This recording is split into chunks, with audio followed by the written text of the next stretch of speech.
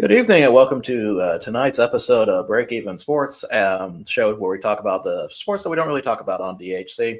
If you notice, we started a little bit later than usual. We all three of us were actually doing Mr. Profit's podcast, the holiday edition, since we've all been former guests, and so we just kind of dropped off of that and decided to join on here because he doesn't like us when we talk about these sports on his show. He hates us. He throws stuff at us. He calls us mean names.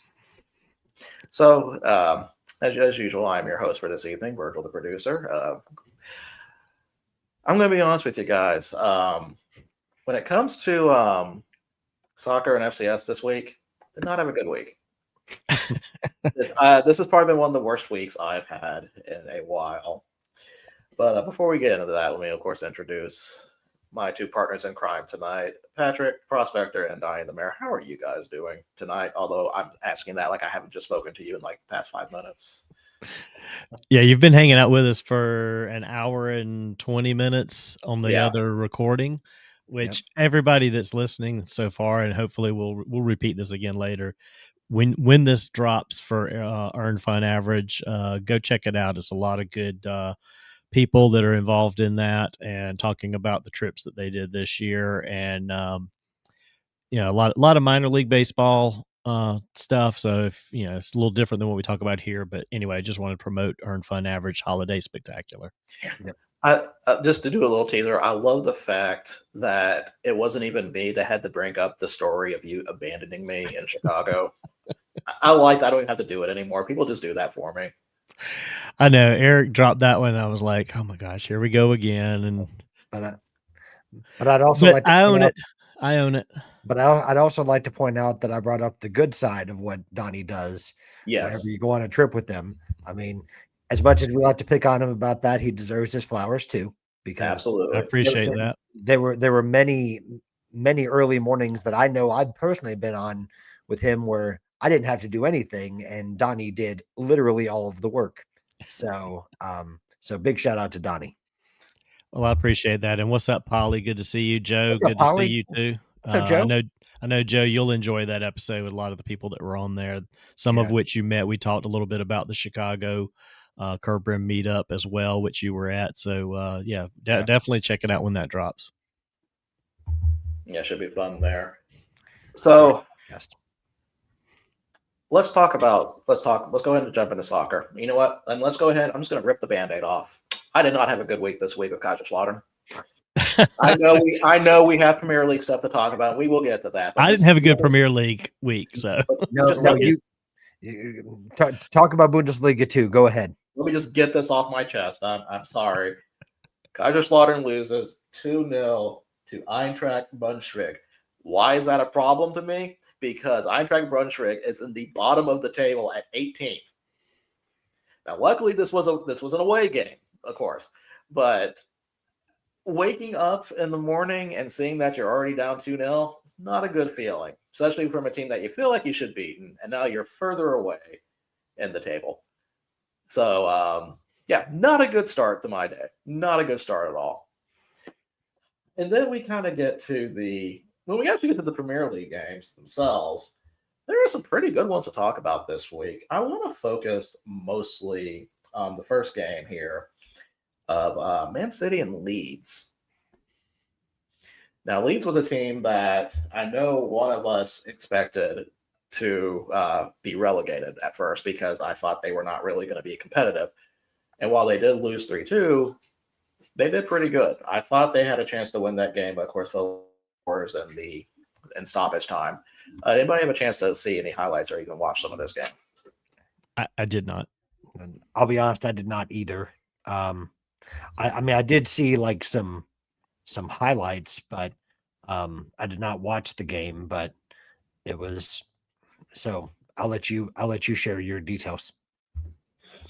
So, the thing that kind of surprised me about this game, Man City went up 2-0 at about maybe the 25th, 26th minute. And usually at that time, when they're leading at home, you kind of already suspect this is going to be a struggle for the away team to come back. You kind of expect that's just going to probably stay 2-0, maybe going to be we know the floodgates kind of open. Leeds fought back to tie it 2-2. And honestly, they probably should have won that game. But sadly, they were not able to. Of course, Phil Foden gets 2 goals for a brace. But the game that I mostly spent, now that was on the multi-screen that I was watching. But the game I was really focusing on was Sunderland at Bournemouth, or Sunderland against Bournemouth. That was at Sunderland. Bournemouth goes up 2-0, which, by the way, if you have a chance to watch the Tyler Adams goal, I know the one that I sent you on the chat, definitely one of the best goals from American over in Premier League for sure. Oh yeah, I saw that. When you sent that over, I had to take a look at that. That was fantastic. Yeah. So yeah, Bournemouth had a 2-0 lead going into it. Sunderland does get a penalty in the first half, so they do lead 2-1. And Sunderland, man, that team's.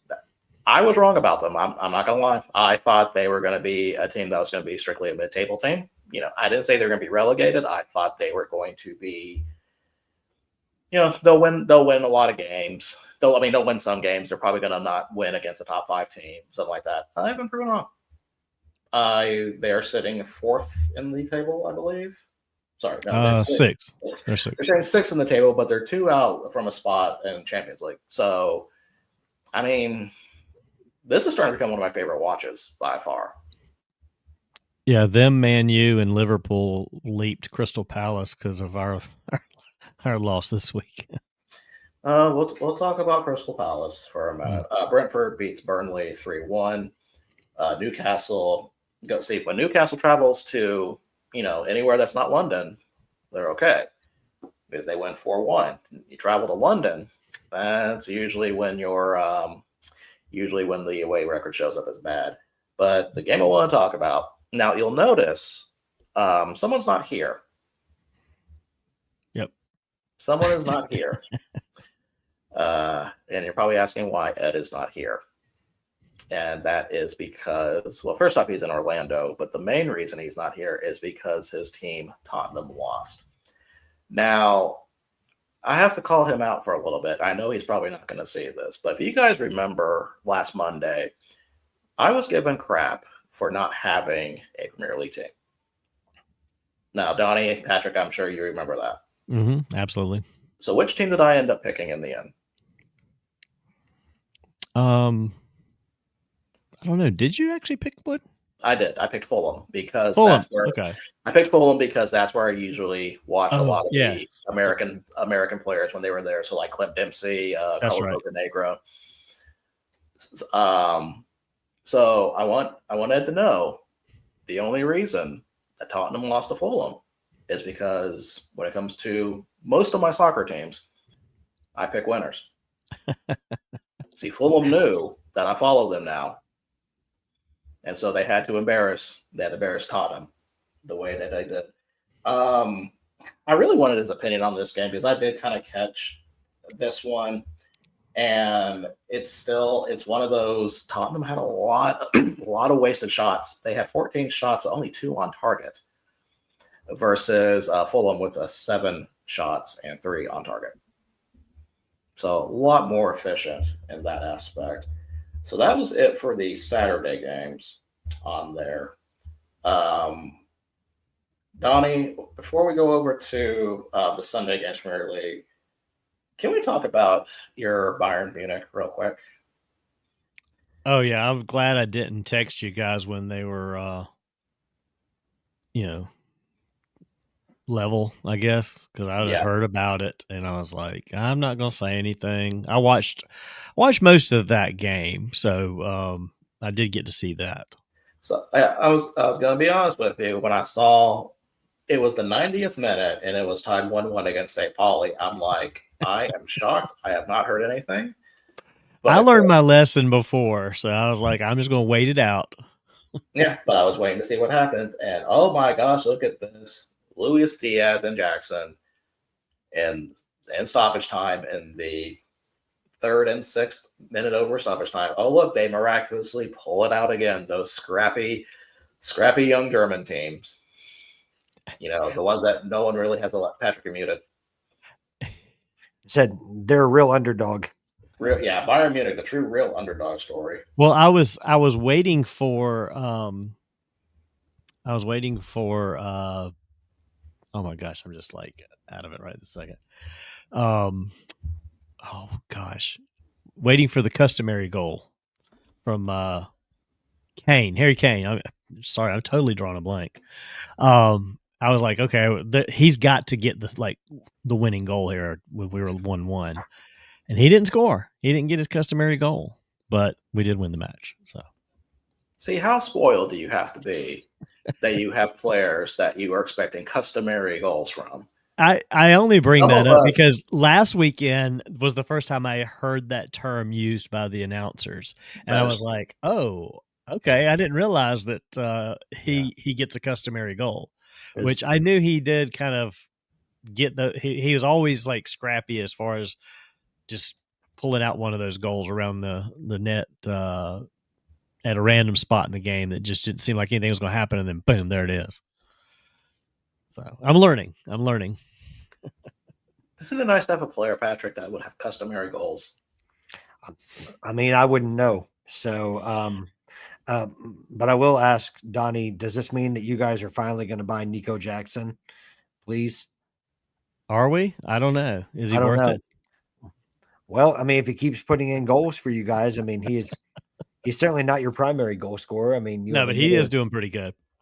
Yeah, but I'll be interested to see what happens with that, or if Bayern's going to do what they normally do and just give him just enough appearances to not activate an obligation to buy, and send him back after the season ends. Yeah, I don't even know what to compare it to like what is it like? I can't think of a good comparison where you use somebody until you're done with them, and then they're like, okay, I don't need you anymore. Thanks for everything you did. Well, I was going to equate it to you buy something from the store and you use it all for 29 days up to the 30-day return policy. That's it. And then you take it and you return it for your full refund. Yeah. It's like that. Thanks. I used it for all those days. And then I think the best thing would probably be like running shoes. Like a lot of those running shoe places have like, if they have any damage after like 5 months of usage, then they'll replace it for free. It's that's what they're doing for Nico Jackson. Or the ladies that go and get a dress for an event and leave the tags on and tuck them all in, and as soon as the event's over, they take it back. Well, oh my goodness! What is this? Is he talking about Luis Felipe Scolari? Sorry, I mean Carlo Ancelotti's Christmas tree formation. Is that what he's talking about? Yes. Okay. Well, Ed, when you decide to actually join us, I would love to know what your thoughts are on Carlo Ancelotti's Christmas tree formation. How effective you think it is when he employs that. So thank you. So let's talk about Sunday. No, let's not talk about Sunday. Sunday was not a good day. We need to talk about Sunday because only one of us had a good Sunday here. Kind of, maybe. You could probably say he did. I know in one league he did. I don't know about the other one. But first, Donnie, Manchester United comes into Selhurst Park and beats Crystal Palace 2-1. And so I didn't get to watch the games on Sunday. We had some things going on, and well, y'all are aware what we were dealing with. But so I didn't get to watch any of the games. I did watch the highlight videos, and man, we had at least 2 goals specifically in the highlights that hit off of the framework of the netting. Like we had shots that just did not go in that game, and it was just like, what the heck's going on here? We had the same thing against Strasbourg. We had shots there too. It's like these guys are making the shots, they're just missing by inches and not getting them in the net. Look at you dropping Strasbourg. I'm proud of you that you remember the Conference League game. Yeah. Well, I mean, It was a bad. That was on. I didn't get to watch that either. But we're in that period, and again, we're not in it alone. I know I mentioned this a while back, but we're in this like Thursday, Saturday, Thursday, Sunday. We got a game Wednesday, and then another one this weekend, and another one Tuesday. It's like, oh my God, they're like, every 3 days we have a game, and it's wearing. But, I mean, these guys are professionals. They got to get through it. But, yeah, the Strasbourg, we dropped that game on Thursday, Thanksgiving Day. and then lost this one. Now we've got Burnley coming up, so this is a chance to bounce back, hopefully. Got that. Then we've got Fulham. So, we'll see what happens there with your guys. I mean, you're going to lose that game, so I don't know why you're bothering about it. So that's at Burnley, so that one may be interesting. Usually Burnley at Turf Moor, that's a different team than on the road, but we'll see. Well, Crystal Palace is going to be on the road for the next 3 matches. So yeah, they've got Burnley on Wednesday, then at Fulham on Sunday, and then the following Thursday at Shelbourne. So, it's a wild road trip coming up. As for some of the other games, Aston Villa beats Wolves 1-0. Wolves still winless. I said, watching Wolves, man. Like, I don't know why I do it. It's like I want them to at least win one game. Can you imagine the range of emotions Rob Edwards is going through after winning practically every week to start the season at Middlesbrough, and then he takes the Wolves job, and it's just nothing but losses? That's still just one of the biggest. I still don't understand that move. It's like could you imagine if you were like at a place like, let's just say Ole Miss, and then you go to LSU? Like, I feel like it's that kind of move. I don't know. It doesn't make sense, but that's for another day. I was gonna say that's kind of hard to argue considering how the season's gone. Argue against that. Real quick, a couple of quick highs to some people I haven't seen on the chat before. Charbuck, I guess that is Charbuck16. Hello to you, and Declan's alt. Hello to you. I was gonna say I was wondering if that was a Declan Rice reference, but either way, could be. Yeah. Hey to you guys. Thanks for joining us. Sorry for the late hello, but we are glad that you're joining us. That's weird. I can't see I can see like the non-vertical ones, but I can't. Oh, I got to check that out later. Yeah. And then there's, he was asking someone else asking something of what, but that's. Yeah, I'm not sure what that was for. And then, there's this eDriver. Adonato or something. Well, I mean, we've had this bot a couple of times before. Yeah. I don't know why we would just go ahead and block him. What's up, Mike? Mike texted me while we were still recording the other item earlier, and he's like, "No show tonight." I said, "Oh, we're give us a few minutes. We'll be on there." Hey, yeah. So I'm glad he was looking for us. I appreciate that, Mike. Yeah. Big shout out to Mike. Yeah, we were talking about doing like rotating. Like I was going to start the show solo, and then these two would join as we go back to the other thing we were doing, and then it's like, nah, that's not. That's so impractical. Yeah.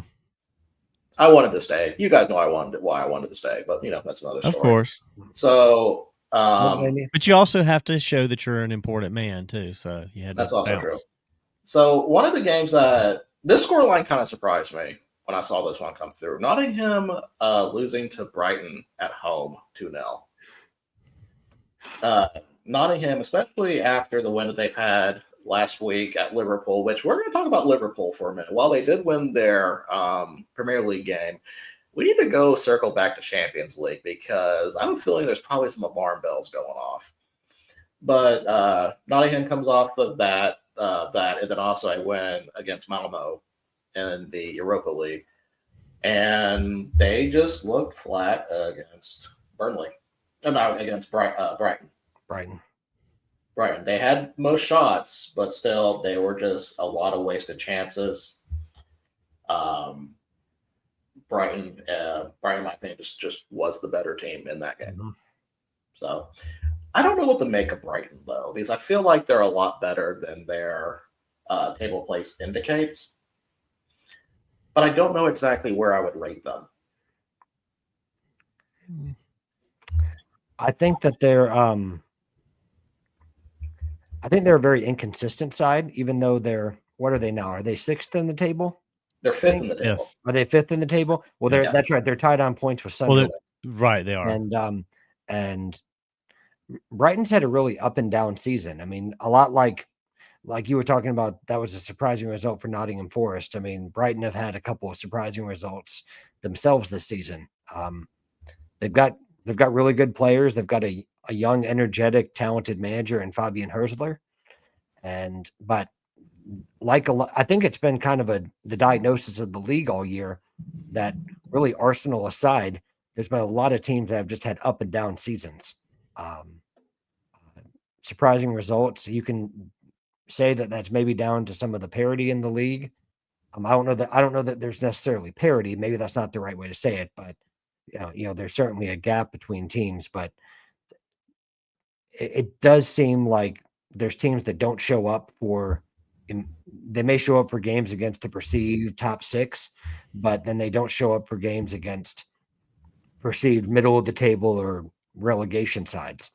And I mean, it's happened to Chelsea. It's happened to Man City. It certainly happened to Liverpool. We'll get into that.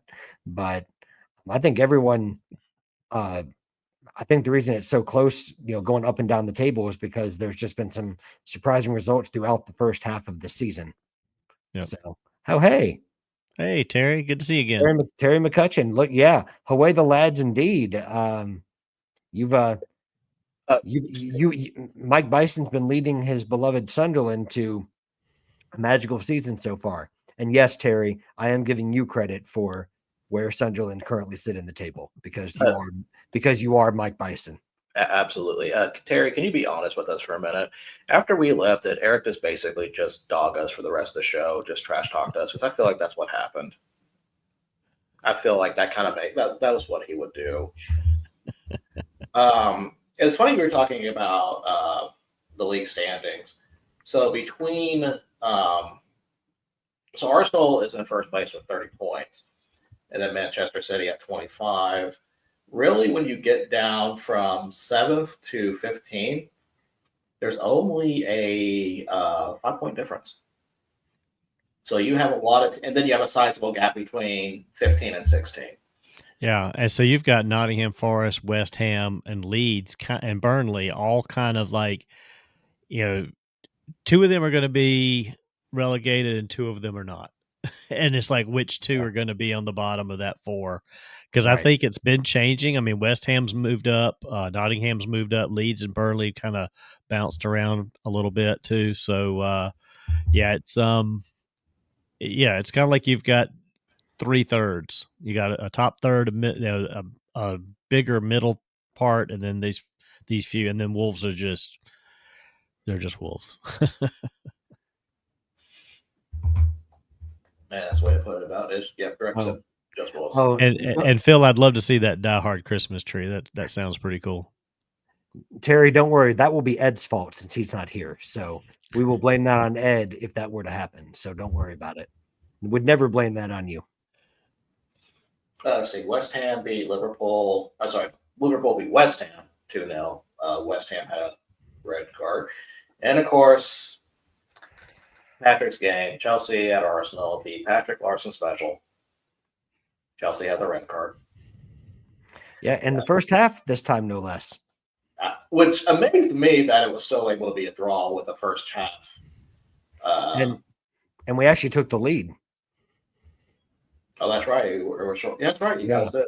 Yeah, because Trevor Chalobah off of a set piece against Arsenal. Ironic. How ironic is that? Set piece FC being what Arsenal are. Right. Listen, it was a big week for Chelsea in terms of they had three important games. Like I feel like we're always saying for our teams, every game is important, which it is. But it was. It started with Burnley last weekend, which was the game that scared me probably the most because I don't think the players with this team. I don't worry about them getting up for big games. I do.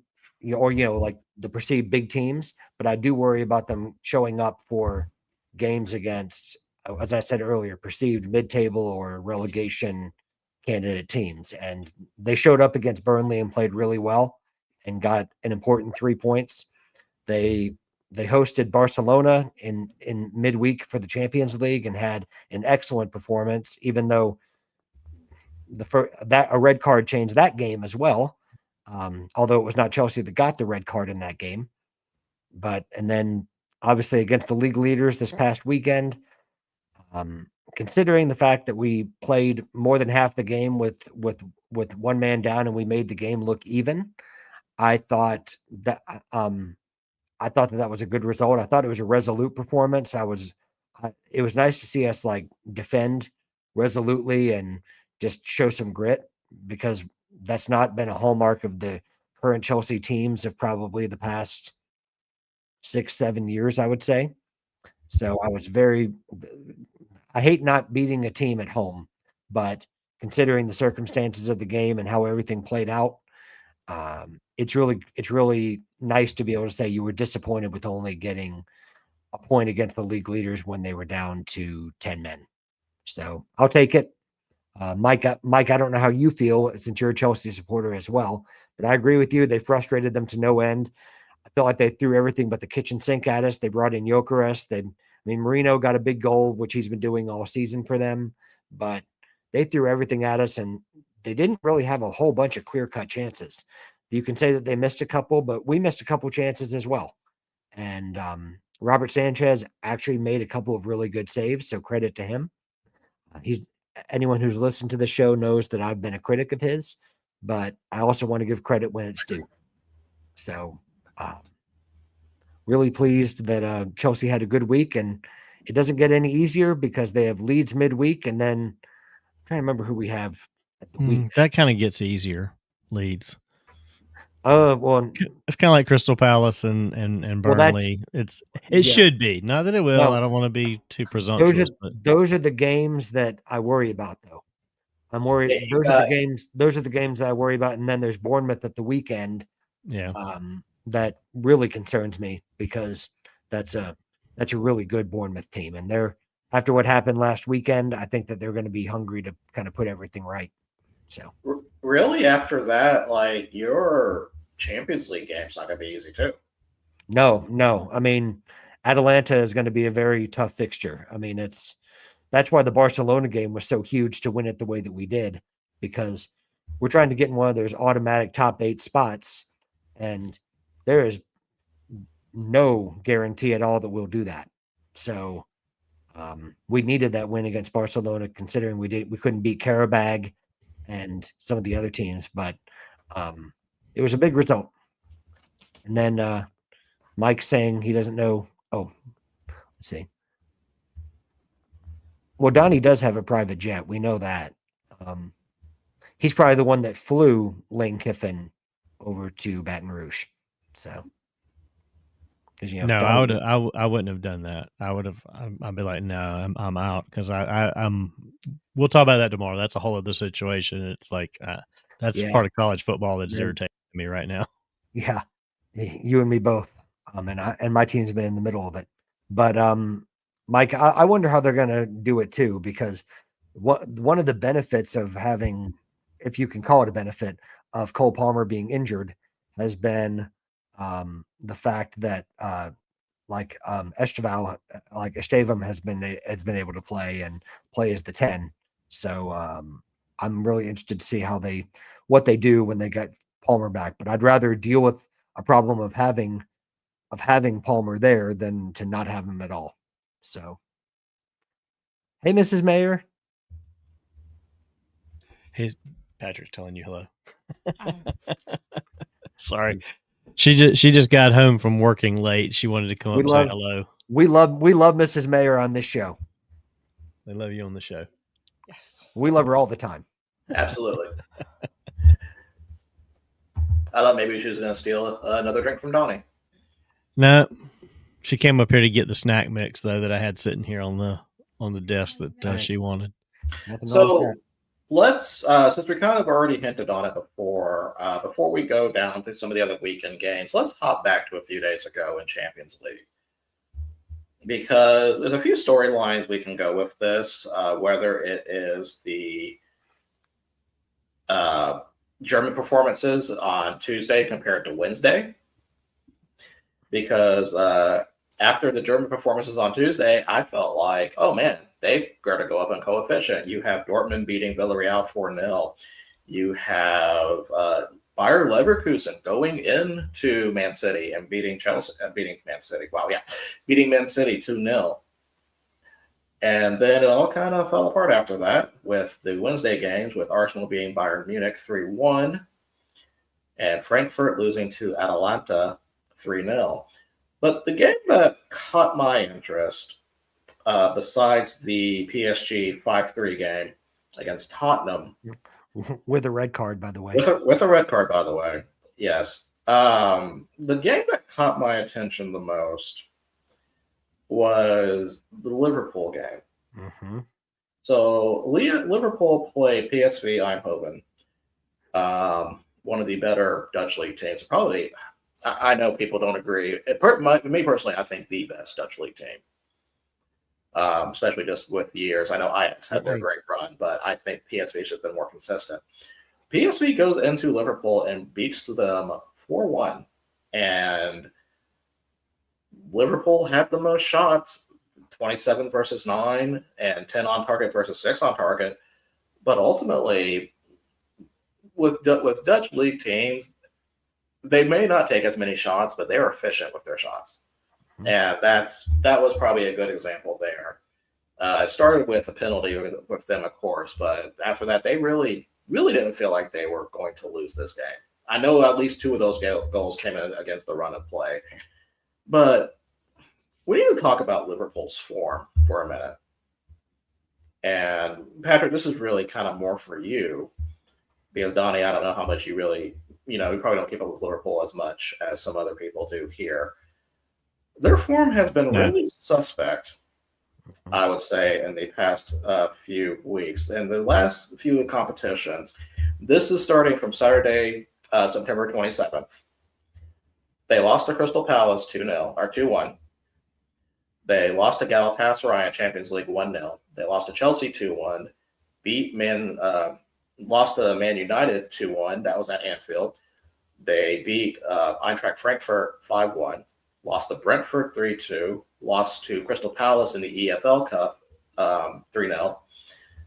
Then they beat Aston Villa 2-0. They beat Real Madrid 1-0. Explain that one to me. They lost to Man City 3-0. They lose to Forest 3-0. They lose to PSV 4-1, and then they come back and beat Liverpool. And then they beat West Ham 2-0. So out of those games I gave you, as of September 27th, I named 13 games. And out of those 13 games, they only won 4. So what is going on at Liverpool? I think part of it's just a lot of new signings. What have they spent? Northwards of 400 million pounds, bordering on 500 million pounds in one transfer window. Mm-hmm. You think about the players they brought in. I think it's a lesson that just because you sign a bunch of expensive players doesn't mean it's necessarily going to work. I support a club where that's a great example of that. It can work in time, but it doesn't work right away. And I think it also reemphasizes the importance of team. But Liverpool broke the transfer record twice in one transfer window when they got Florian Wirtz, who I think in the Champions League game wasn't even on the bench, was he? And that may have been due to injury. I think that was. I think that was an injury. But still, like Florian Wirtz has not exactly hit the ground running since he arrived at Liverpool. He's looked a lot better in the Champions League, I think, due to the pace of play difference between that and the Premier League. But certainly in the Premier League, he struggled to adapt to the pace, which is not uncommon for players that are arriving from the Bundesliga. Who's the right back again that they bought? It was Frimpong. And Frimpong has not fit in so far. I mean, he's struggled with the pace of the league. Kerkez has not been the same as he was. Was Kerkez at Brentford or was he at Bournemouth? Kerkez was, oh God, that's gonna bother me now. I think he's Bournemouth. He was Bournemouth. Okay. So Kerkez has not been nearly the player. I think partially because the central defenders that are trying to cover the areas that usually he leaves behind have not played nearly as well as what Bournemouth's defenders did last year. Bournemouth's defense last year was spectacular. The central defensive pair for Liverpool, while on paper looks good, has not performed up to the expected standard this season. I mean, that Konate has been shocking. I think Mike is making a good point here. Their core is old. I think Van Dijk has started to look his age a little bit. Obviously, Andy Robertson at left back has been deputizing for Kirkes because Kirkes has been out of form, but Robertson's not the same player that he's been. Isak is still trying to fit in. Ekitike has been one of their better signings, but he's even dropped off in form a little bit. Where would you rate Gakpo? Where would I rate Gakpo? Yeah, in terms of like compared with looking at some of the other. I mean, we talked about Isak, we talked about Ekitike, we got Salah also. Salah has been struggling mightily. I mean, he's just not showing up. He's been invisible in a lot of games. Gakpo he's up and down. I think he's inconsistent. He pops up with a good goal every once in a while. But he's been okay, but certainly I don't think he's probably performed at the price that they expected. Certainly not this season, at least. I thought he was okay last season. I think he's been a little underwhelming this season, but I think it's just a lot of new players trying to fit in. I think really one of their best players has been Szoboszlai, who before the season started, everyone was wondering where was he going to play. Like you were wondering, was he going to have a place in the side? And Szoboszlai has been playing it right back where Frimpong was supposed to play. So, I mean, he's probably been arguably their best player. I think Gravenberch has regressed a little bit from the amazing season he had last year. I think he's been okay, but I certainly don't think he's been as stellar as he was last season. Allison has suffered as a result of a leaky defense. And I really think whatever could go wrong for Liverpool so far has been. And there could be other reasons for that. I mean, certainly people have brought up reasons for why that might be. But just based purely on looking what we're looking at on the pitch, I thought that we said this in the very first few weeks of the season when they were winning all their games. They were fortunate to be winning the games that they were. They were escaping games and not so much winning games impressively. That's a good way of putting it. Yeah. So, well, I mean, their record pretty much they're just kind of a blah team. I mean, 7 wins, no draws, 6 losses, 20 goals for, 20 goals against. Like, you can't get more average than that. I mean, you really can't. It's like they're just not. They're not really. And they're in the middle of the table. I mean, they are just like the perfect middle of everything right now. Yeah, which is shocking considering that they won the title without making any signings in the previous season. I mean, they spent almost no money in their title winning season last season.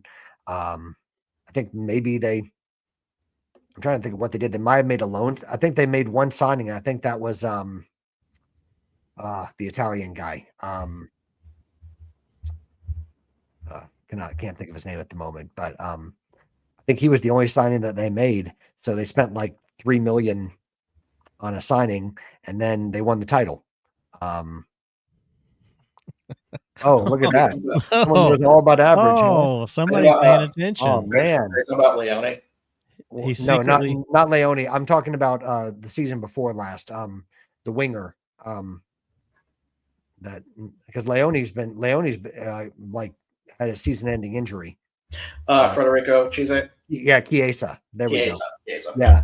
So Chiesa, I think, was their only signing before that, and then, like I said, because they didn't spend any money the previous season, they just went wild this past close season, and they have not.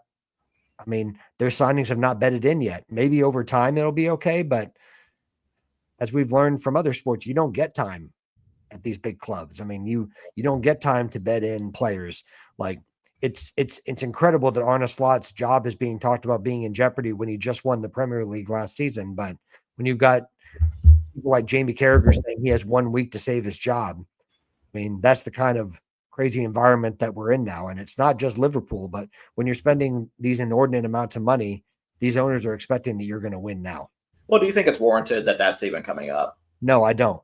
I don't think so. I think it's going to take. I think anyone you bring in is going to ask for time, and I mean, it doesn't help, I guess, when you have examples of people coming in like Sean Dyche, coming into Nottingham Forest and getting wins right away. But I also think winning at one of these top 6 clubs is much different than winning at some of these other clubs. I mean, Because of the crazy amounts of money that you spend and the players that you bring in, and the expectations are just different. It just is. It's like the top college football. It's like you put all this money in, and we expect results. And if it's your 1 year in, you're 2 years in, and you're not doing it, see ya. Yep. Very few people are going to get time to anymore. I mean, it used to be you Mm-hmm. got 5 or 6 years to kind of get something going. Now it's like 2 or 3 years, and you better be on the upswing or you're out. Well, and we'll talk about it tomorrow night more, like in more detail. But like Lane Kiffin's expectations at Ole Miss are much different than they are at LSU. Absolutely. I mean, and that's not disrespecting Ole Miss as an institution. It's just a different set of expectations for what their fans have become accustomed to. And it's the same thing in the Premier League, and it's the same thing in not just England, but it's the same thing in Germany. It's like at Bayern Munich, if you don't win the title, you're gone. Yeah. I mean, ask Thomas Tuchel. I mean, it's at PSG, if you're not winning the title, and if you're not winning the title plus other trophies, you're gone because of how much money they spend. Yeah. And is it fair? I mean, you can argue about whether it is or not, but these managers also know that what the remit is when they take these jobs. I mean, I don't think they're under any illusions that it's any different than that. When we talk about that, I think a good example of that is what's happening in Scotland right now. Yeah. Because Celtic already had to fire their manager, I think once already. Yep. And, they have closed in on Hearts. They're only 2 points up against Hearts, but Hearts is still first in the league. And usually even this far in the season, that's usually unheard of. Yep. But before we get into something else that's going to make me mad, let's talk about, have you guys really been following the championship recently? Mm-hmm. There's a certain team that has basically risen from the bottom and is sitting nice in the mid-table right now. And they have gone on a pretty decent run. And I am talking about the debutantes of the championship, Wrexham. Mm-hmm. So we were talking about them before. Wrexham was probably sitting, I think they were sitting around maybe 20th, 21st. Mm-hmm. They are now sitting at 10th with a 6-game unbeaten streak. Their last loss was actually no, that's not even true. Their last loss was the EFL Cup to Cardiff. So before that, they're on an 8-game unbeaten streak. Their last loss was to Stoke, and that was back on October 18th. So they've been able to. It's been a win, a draw against Middlesbrough, a win against Oxford United. This is the big one here. A win 3-2 against Coventry. Coventry is sitting 10 points above right now in the top of the table. And to beat Coventry really at all is as big as an upset as you could think. It's their only loss of the season, too, for Coventry. Exactly. Then Portsmouth was a draw 0-0. They beat Charlton Athletic 1-0. Ipswich was a draw. Wrexham beat Bristol City 2-0, and then Blackburn was a draw. So they're winning their home games, and they are getting points on the road, which makes for a very successful. I don't know if that'll make promotion. If you want to make promotion, you got to start winning some of these away games. But good showing at first. What started off to be not a good start for them. I wasn't going to say they're going to be relegated, but they were definitely struggling at first. So nice to see a turnaround on that. Yeah, I mean, I feel like the word maybe is they've consolidated their place in the championship at this point. I mean, there's still a lot of games to go, but like their recent form has allowed them to consolidate a competitive spot in the championship as of this recording.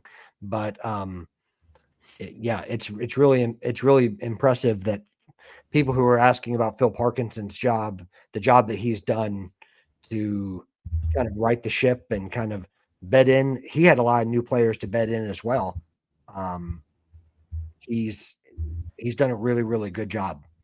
Phil Parkinson is a seasoned championship manager. I mean, he knows this division in and out.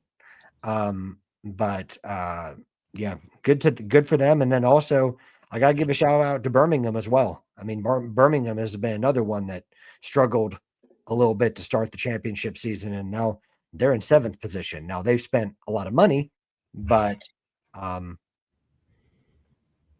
yeah, Wrexham, when we talked about them early in the season, it was like, okay, they got through the first season in the league, and then this season they had some guys that went out on loan. They had a lot of different guys. It was like a whole new collective of guys that were trying to learn how to play together, and it seems like they're starting to do that. They picked up some talented players. Yeah. So it took a little bit for those talented players to start gelling, I think. 100%. It's kind of what it was. Yeah. I mean, and that happens at it. Yeah. I mean, we've been talking about Premier League clubs. We talked about Liverpool, but I mean, it happens in the championship too. But and it'll be interesting to see, not to go back to the documentary series, but it'll be interesting to see how this has played out through that perspective once that's released. Yeah. Well, I'm impressed with how sustainable this has been. Yeah. I was expecting, like, when they first invested, that it was going to be not that it was going to go badly or anything, but I thought it was going to be a little volatile in terms of like, okay, you can get out of the National League with some investment. I get that. League Two, probably about a little bit more investment, but about the same. But when you start talking League One and Championship, I mean, you're starting to get into serious money. You're not at Premier League money, but the Championship requires a significant amount of investment when you compare it to a National League side. First off, sorry about that. No. Secondly, I feel like you would have to double between League One and Championship to even be competitive in Championship. 100%. And maybe even more than that. Because, and Virgil, you know this, like, you can be competitive in League Two and League One and get promotion. That's a very achievable thing. But when you start getting to the Championship, I mean, that you could argue the Championship is the toughest competition in world football. I mean, that's a hill I die on. Well, I mean, because you're talking 46 games against, you're playing. You have Premier League teams that are talking about having to play. Donnie, you were saying it earlier. You're playing on a Sunday, a Thursday, and then a Saturday, or a Sunday, Thursday, Sunday. Yeah. I mean, you're basically doing that every week in the Championship. Yeah. I mean, that's what you're not doing European competition, but you're playing league fixtures on a Saturday, on a Wednesday, or Tuesday or Wednesday, and then on a Saturday again. And with peanuts compared to some of the investment that these Premier League clubs have. So to be a club, when you get relegated from the Premier League and go back down to the Championship, or if you get promoted from League One to go into the Championship, that's a very, very tough ask. Well, and I think too, again, watching how this has unfolded season to season, through the series they have, you see that they're not trying to do it at every level with the same people. They understand that as they move up, some of the people that help them get there have to be replaced with people that can help them continue to stay there or go further. And, you feel bad for those people because you kind of learn them watching. But at the same time, it's like, those people also understand they know their role and they serve their role, and then they move on to something else. And the one thing I've learned in this time with you guys following the different levels of soccer is it's ever changing. I mean, I'm not used to this kind of change in all the American sports. I mean, there's change. This is like free agency on steroids is what this is. And it's crazy to kind of keep up with year to year during season, loaning out, that whole process of that, it was foreign to me. Still getting used to, but I mean, that kind of stuff is just a whole other level that we on American sports level don't even comprehend. I mean, that's like, the some AAA team for one club loaning their player to the major league team of somebody else or something like that, almost to some extent, or different major league teams loaning players or whatever. I feel like the closest thing we have is the Rule 5 draft. Yeah, I mean, that's kind of it, but yeah. But because if you don't put them on the roster, they go back. Exactly. So, yeah. And and I know the rules don't necessarily exactly align with those two things, but when you look at like transfer totals, like, because when you're talking about the amount of money that is used in transactions in football versus baseball and American football, I mean, it's astronomically different, because I mean, when we're talking transfer fees, we're not even talking about a player's contract. That's I mean, the closest thing we have is like the Japanese posting fee when they put like when the Japanese leagues put a player up for a posting fee, right? And a team paying that posting fee for the right to negotiate with the player. So when we're talking, that's just the right to negotiate. That's not even the right to sign them. That's just the right to talk to them. Like for right now, example, like Imai, right? The pitcher from Japan that's coming over is being posted up, and Murakami has been posted. That's the closest thing we have in football in baseball, is to do that.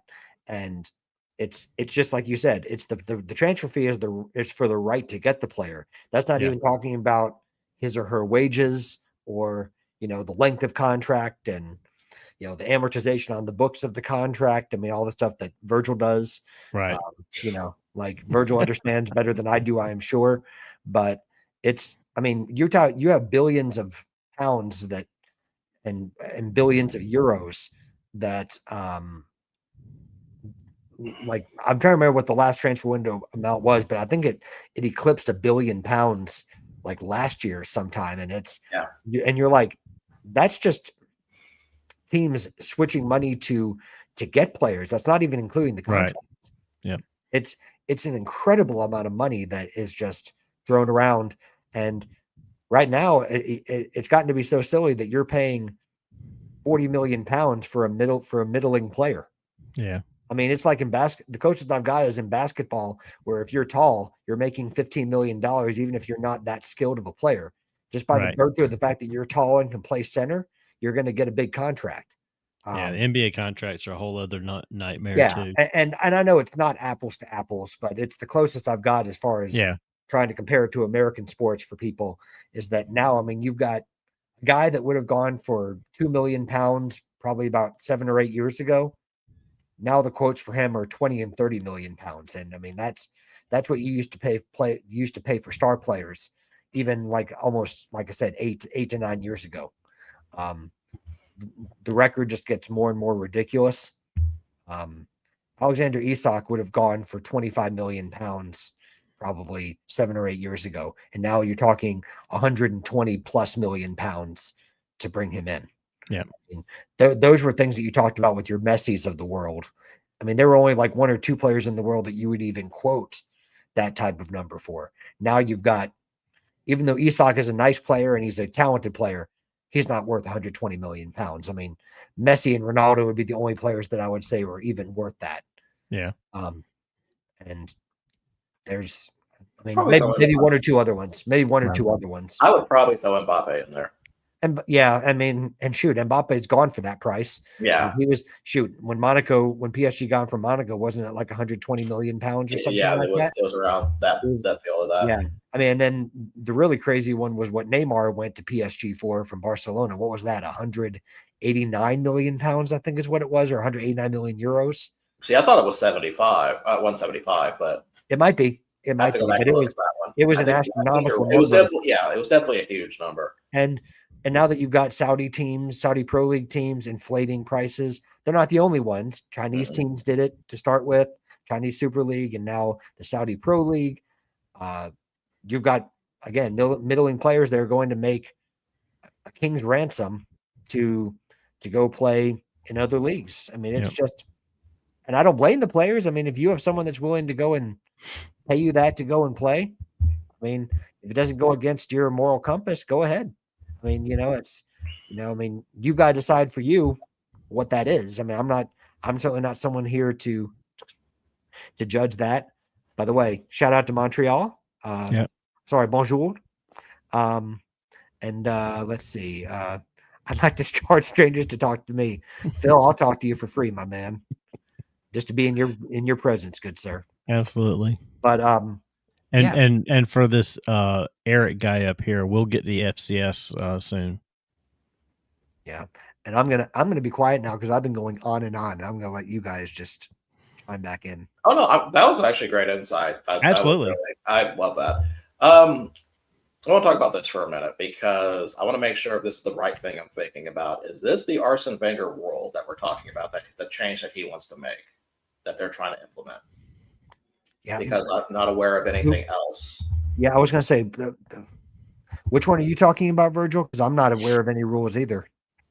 So the Arsene Wenger rule with offsides is basically changing it to, instead of a portion of your body being offside, that it's your entire body. Oh, so okay. basically what his rule is saying is that if you are basically crossed over him, but you still have a foot or a body part that is on that defensive line, you are now onside. Instead of the opposite, where if it was even a little piece, like a hair follicle was protruding, you'd be offside. And I think that's what the change is. Yeah, I like that if that's the case. I'm not against it. There's been a lot of offside calls. I would like go back and like going back and look at the videos, and I'm like, seriously, it's like his little elbow is just protruding out there. It's like, that is pinpoint. Yeah. But I don't think there's no advantage from that. None at all. No. I mean, if your entire body is like half a step in front of them, okay. But like you said, if it's a hair follicle or like your ear is like a millimeter in front of somebody else's elbow, or something ridiculous like that, that's on the defender if you can't defend that. And that's coming from someone who was a defender. I mean, so this is what it shows from October. FIFA plans to change the offside rule ahead of the World Cup. Offsides will only be called if the entire body of the attacking player is closer to the opponent's goal than the defender's body. In that case, the situation shown is, they got a photo here, top left, would no longer be considered offsides. And then it said, you said something about the winger rule, which I don't know anything about. It says the so-called winger rule will be reviewed in November with a vote scheduled for March, and it's said to have strong chance of approval. Patrick, do you want to do it, or do you want me to do it? You go ahead, Virgil. I think you caught it first. So the winger rule, Arsene Wenger is he was I know he didn't only coach at Arsenal, but he is known for his time at Arsenal. He was at Monaco as well, but he was also he's mainly known for his time at Arsenal. Right, but he's a very influential coach, and he was really pushing this rule because really it kind of makes offsides a lot more practical, because a lot of the offsides traps that you see bailed out bad defending for being offsides. So I think that kind of fits that a portion of that. So and he works for FIFA now too, doesn't he? He does work for FIFA. I think that's the other reason why it's being pushed. So yeah, I'm okay with that change. The thing that I'm kind of interested in that they're going to be bringing out, I don't know if you guys saw this or not. VAR probably is going to have authority about what's a corner kick versus a goal kick and second yellows. Like I said, I like VAR. I know sometimes people complain about the flow of the game stopping. I'll be curious how that is on corner kicks and goal kicks, because usually that's to be a little more split decision. If those are quick, like some of the other ones are, I have no problem with that. But it looks like they're going to try to implement that this year too. So that is kind of what the big thing I'm kind of looking forward to seeing is. But before we get into FCS, we have to talk about our other league that we have teams in, and that is La Liga. And if you guys forgive me for a minute, let me make sure I have the right scores here. Donnie, congratulations to your Atletico Madrid team beating Real Oviedo 2-0. Yeah. Gotta beat that bottom. Gotta beat the bottom. bottom team there. Hey, you can only play who's in front of you. That's exactly that is the mentality I've always been told from Big Ten teams. Have you been able to watch any of Atletico Madrid? Not in the last few weeks. I did watch them a few weeks ago. I'd have to look and see of their match schedule. It's been a few weeks because I've had so many other things going on, and actually they played at the same time. The Getafe, is it Getafe? That game was on at the exact same time, I think, as Crystal Palace that week, which was the Sunday before Thanksgiving. I think it might have been a week or so before that I saw them. I saw a little bit of them against Barcelona, maybe that Saturday, the 22nd. Mm-hmm. I've seen bits and pieces, but yeah, the last couple of matches, I have not seen anything from them. Yeah, that's the problem with having different teams from different leagues. Sometimes they will just play at the same time, and you can't find a way to watch both unless you have like the screens to do it.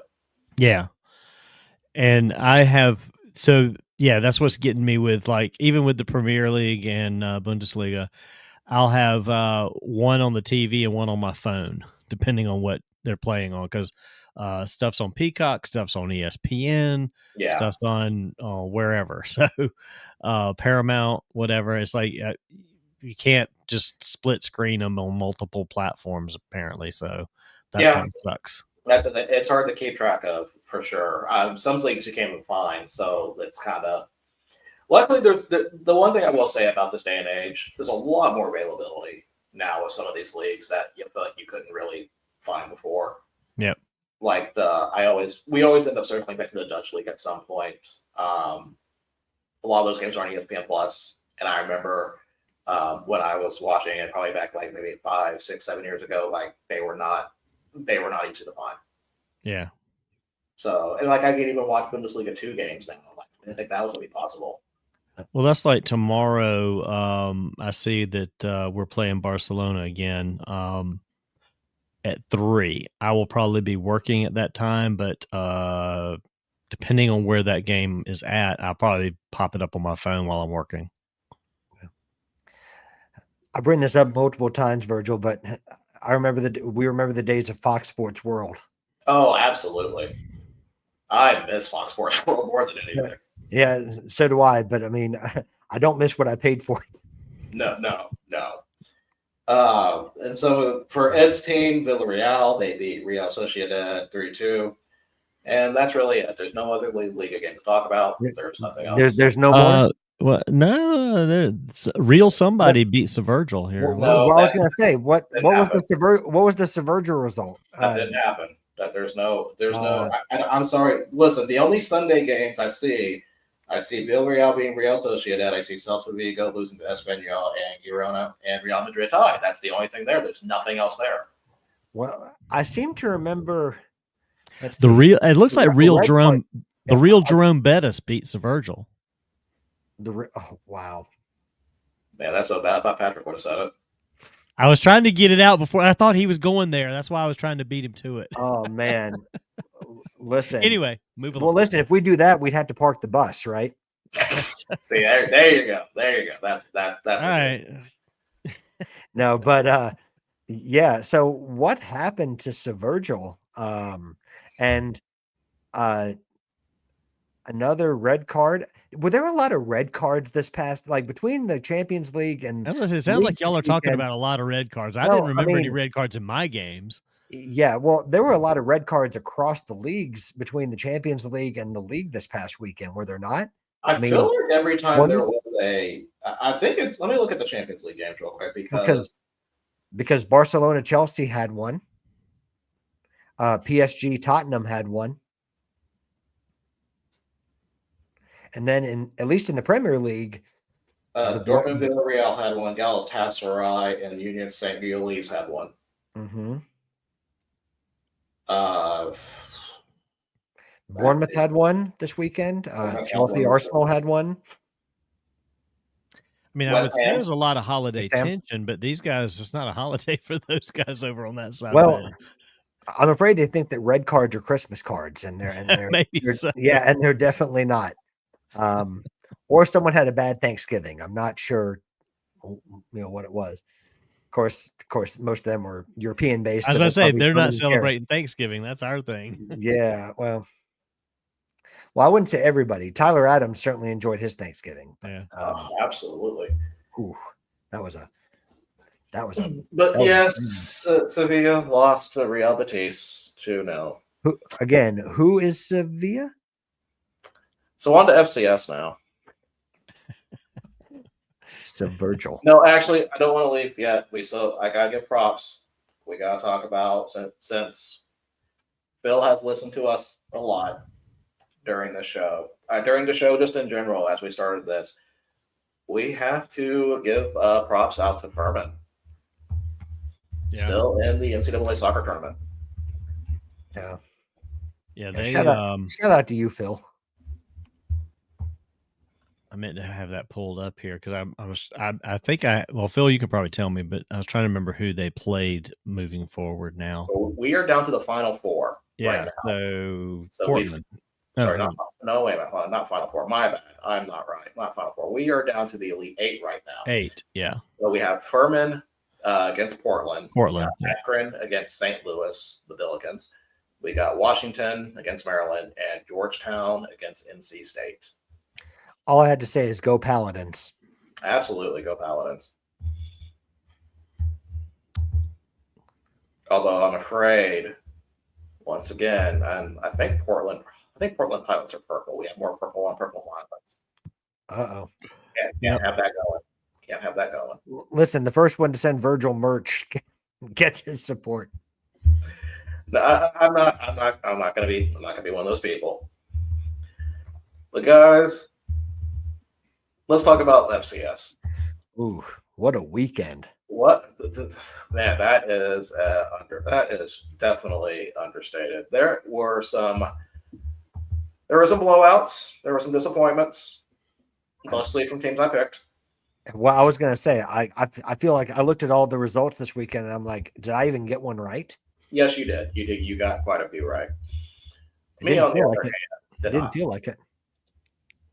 No, I only got half right because I put too much faith in Drake, and Tennessee Tech made me cry. Well, who saw that? Who saw Tennessee Tech's performance coming? I think everybody else but me.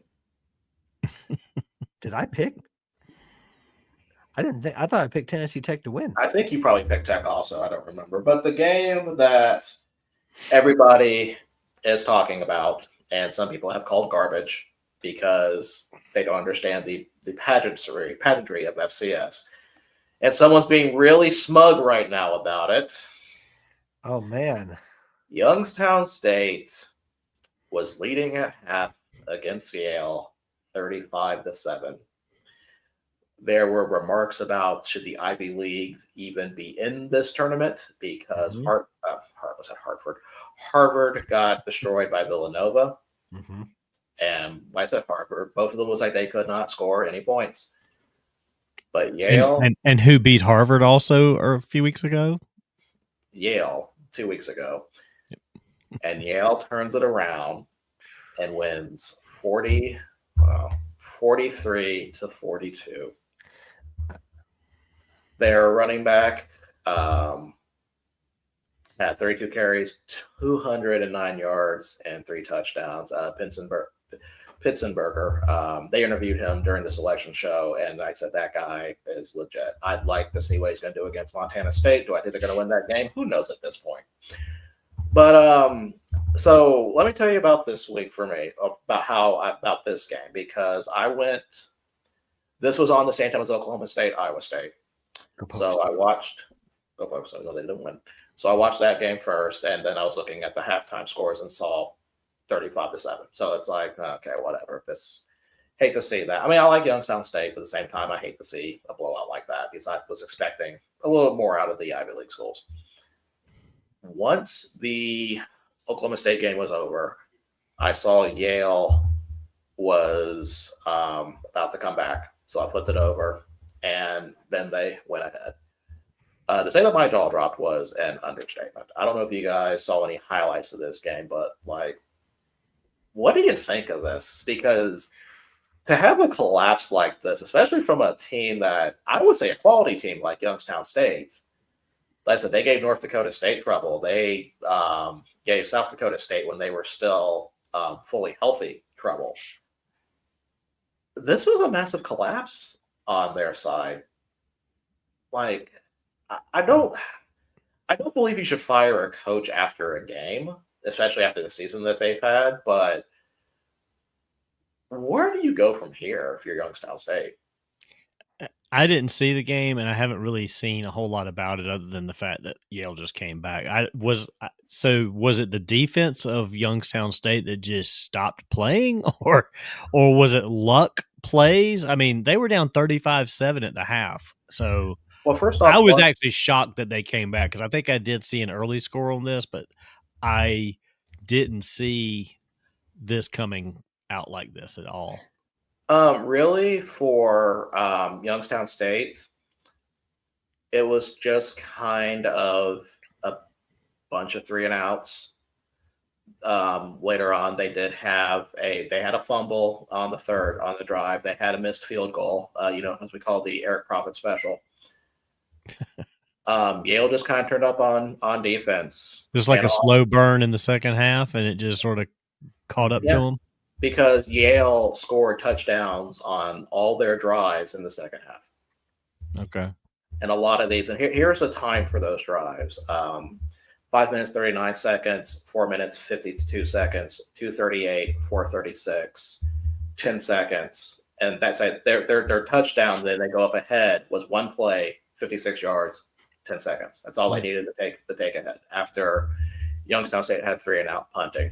If Youngstown State gets that field goal in the fourth, we may not be talking about this because they would have that lead 45-43.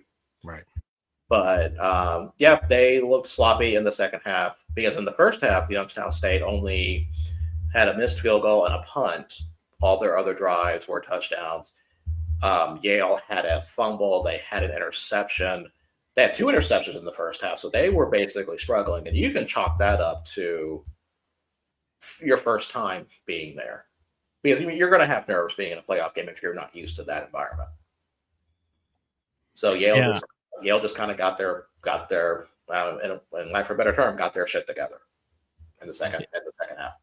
Yeah, I was just kind of, after you said that, I flipped over to the box score, and you're right. I was just looking at Yale was interception, punt, interception, and then it's just touchdown, fumble, end of half, and then second half, touchdown,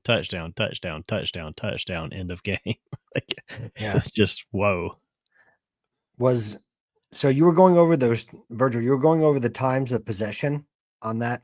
Yeah. For Yale in the second half.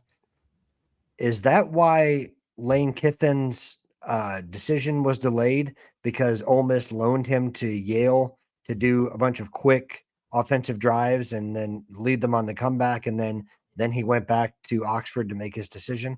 Patrick, you're the only person I know with that. We could talk about Yale football and still bring up Lane Kiffin somehow. But am I wrong with the time of possession? I mean, that is kind of the same style, to be fair. Yes. And I know, I could say the same thing about that being a few coaches, like a certain new Auburn head coach that we'll talk about tomorrow, I'm sure. But about those high tempo, quick style offenses, that's become the new thing. But this game, to kind of equate it to D1, it reminds me of the South Carolina Texas A&M game. Ooh, that's a good comparison. Big lead. Only in terms of the big lead. I mean, maybe not the way all the possessions came out, but a very, very big lead that you shouldn't drop. And I'm not saying this to try to get Donnie's ego up, because I'm not trying to hate on South Carolina with this, but it is similar in terms of Youngstown State got comfortable with the lead, and then you take your foot off the gas a little bit, and then Yale is all gas, no brakes. It does look like Yale's first 4 possessions in the Yeah. the second half were 13 plays, 5 minutes, 11 plays, 4.5, almost Yeah. 5 minutes. Like they were burning off clock, and then Youngstown State was like And a couple minutes here, a couple minutes there, not doing anything. So yeah, it was just well, and this may be a weird thing to say considering it's a 43-42 game. You got to give Yale's defense some credit, at least in the second half. Oh, absolutely. For doing for stepping up when they could have easily just said this game's done. They're like they at least had some pride. I won't say it was a great performance from the Yale defense because they did allow Youngstown State to drop 42 on them. right. But to show up in the second half the way they did and give up minimal points to kind of support their offense coming back, I mean, that's a team effort, and you have to step it up at least in all three phases at some point to try to complete that comeback, and Yale did exactly that. So, good night, Mike. Good night, Mike. We'll see you tomorrow, Mike. Night, Mike. Come on, you Blues. Well, the best way to put, I mean, you kind of summed it up. Whatever adjustments they made worked. Mm-hmm. Yeah. So, you can. When you look at defenses overall, yes, you can say they give up 42 points, and that is true. And on paper, that's what it looks like. But if you compare first half, second half stats, yeah, you can say they play defense well. Well, that's why it's important when we look at these games. Scores don't always tell you the whole story. Right. Because like you said, there's context to all of this. Just like anything that we talk about on these shows, there's always context to all of it. I mean, like if you see a 1-0 game in soccer, that doesn't necessarily mean it was a boring game. I mean, or even a 0-0 game, it doesn't necessarily mean it was boring. If you do like what Donnie's been doing and you actually watch the games, because Donnie, I don't want to speak for you, but like, I know that you had a perceived notion of how these games might go or how entertaining they may be or may not be before you started watching them. And then now that you started watching them, is it fair to say that your opinion's a little different now? I mean, I won't speak for you. Yeah. But, and yeah, there are boring games, obviously. I mean, shoot, I watch Chelsea games sometimes, and in certain weeks, it's like I'd almost rather watch paint dry because it was because the quality was so poor and it's just boring. But then there's other games where it's like end-to-end stuff, and it's kind of football that you want to watch. And sometimes in American football and FCS games, I'm sure it's the same thing. But like, I'm sure at the halftime of the Youngstown State game, if you're a Yale fan, you're like, I don't even know if I want to watch the second half. Right. And I found with the soccer, the different levels, there's a lot of similarity where like the top level can be more games that are boring because they're the elite versus some of the scrappier lower levels that are like FCS. It's like, damn, these are much better games. They're more active, more hunger in the players. Yep. I mean, the big, like you talked about earlier with the money, and I don't want to rehash all that, but you got the big fat happy checks. You're just out there going through the motions and getting your customary goals and all. No, I want some like that Canadian Premier League shit. That was fun to watch. That was just like high advanced rec league ball, and those guys were I mean, they're not making a ton of money, and they're out there in the worst conditions. I even showed Rhonda, there was a game, I think they were the headline was like such and such played in the snow. And I'm like, well, that's not snow. I showed her that. I'm like, that they're calling this game in the snow? No, that's barely a flurry. Like they're not having to clear the pitch. Yeah. We saw snow. Well, and just like I think you can make the same case for FCS. Yeah. You can't judge like a league. You can't just assume a league doesn't have good players. The Canadian Premier League has good players. Yeah. These FCS teams are fantastic teams. Yeah. FCS has great players. Yeah. I mean, you can name players at a lot of these schools that have either gone on to play in the NFL or they've transferred to a D1 school and they've been an impact player. Absolutely. Like what is it? North Dakota State that's had, was Josh Allen Wyoming? Josh Allen was Wyoming. Okay. Cause I'm trying to think. Carson Wentz is who I'm thinking of. Yeah. Carson Wentz was what, North Dakota State or North Dakota? State. North Dakota State. So it's proof that players that play at this level can play in the NFL. Because well, that's like when I Carson Wentz, before he got injured, he had some good, he had a couple of decent seasons, and he was what was he was one of the first quarterbacks taken, right? I mean, it was I believe he was, yeah, that year. I mean, he wasn't the first one taken, but he was a first round selection, right?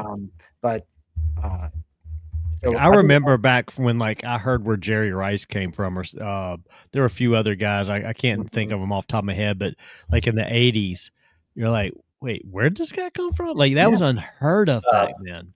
Like I said, Jerry Rice, Mississippi Valley State. Sterling, Alcorn State. Sterling Sharp, Savannah State. Yeah.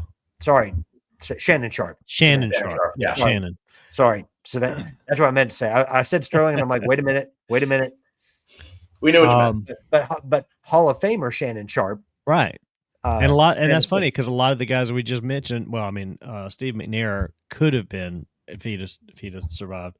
Could have been one of those others that was maybe a Hall of Famer. But these guys became Hall of Famers. So that's the thing. You don't have to necessarily be at LSU or wherever to make a statement, and that's what some of these kids need to understand too.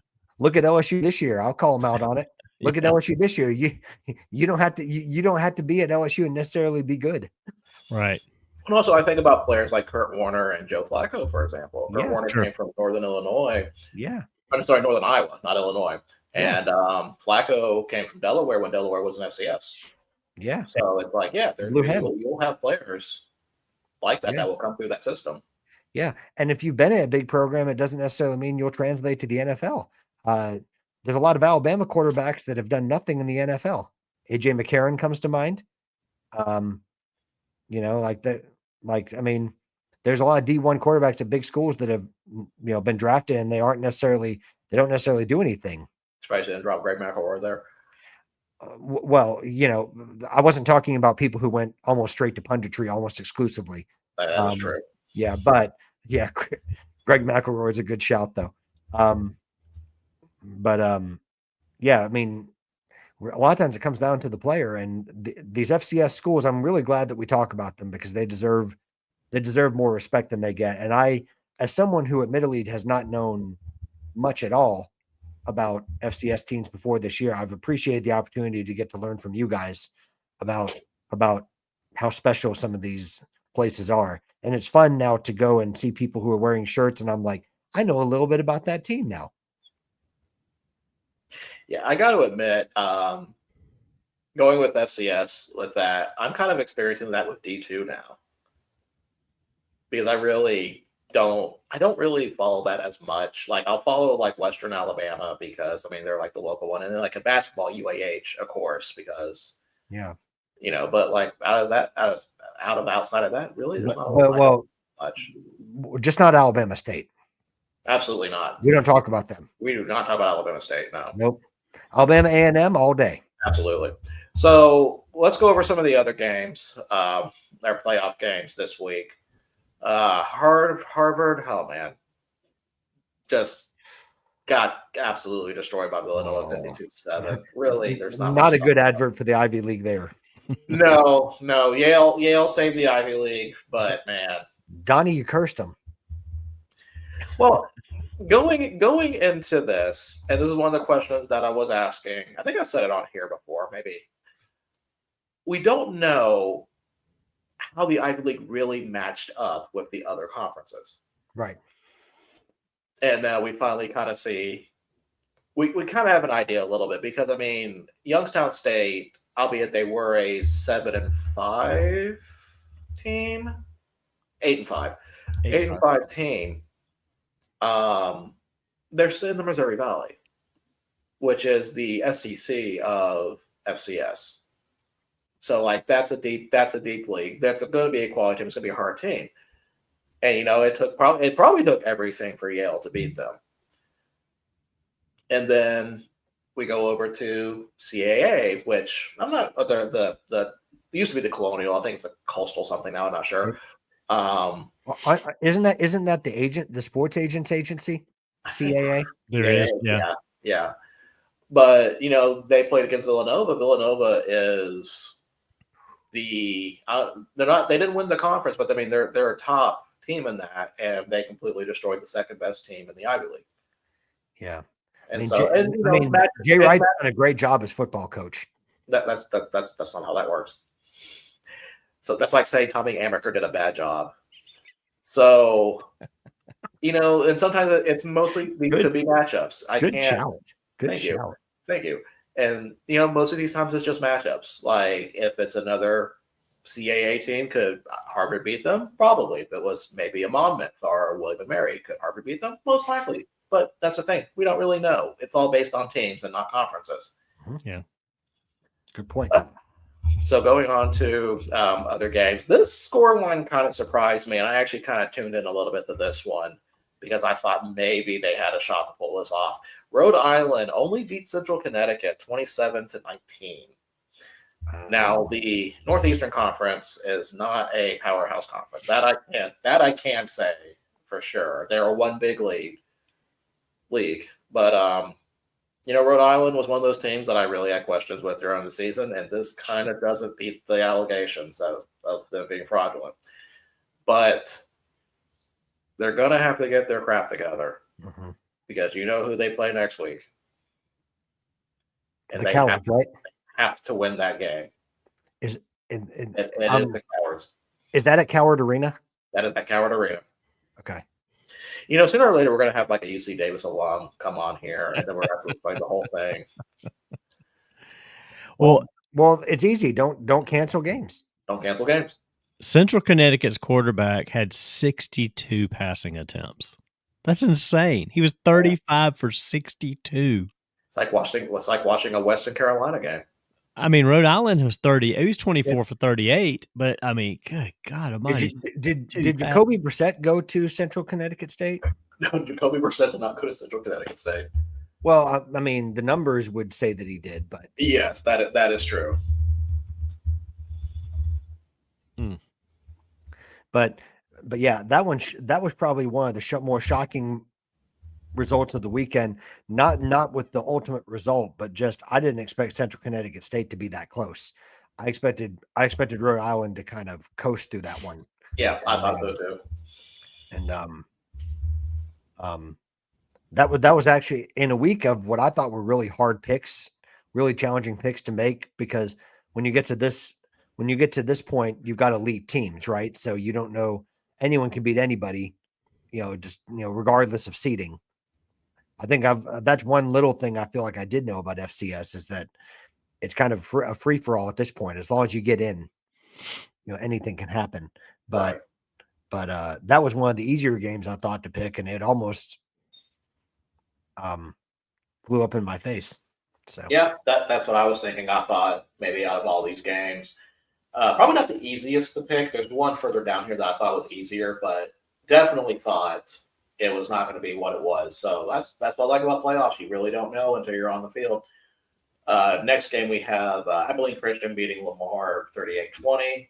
This one didn't surprise me one bit. I think Abilene Christian is really a big sleeper in the playoffs. I would not be surprised to see them win their next game, honestly.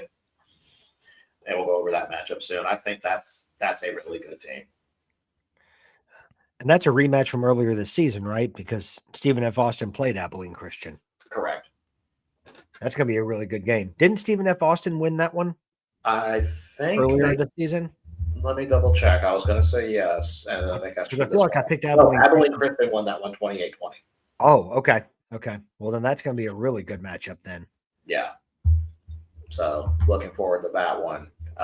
Illinois State beats Southeast Louisiana 21-3. A little surprised by that. I thought Southeast Louisiana State was going to be was going to have a better chance at it, but that's it goes back to Southland Conference. We don't know what they're really like until they play other teams. Yeah.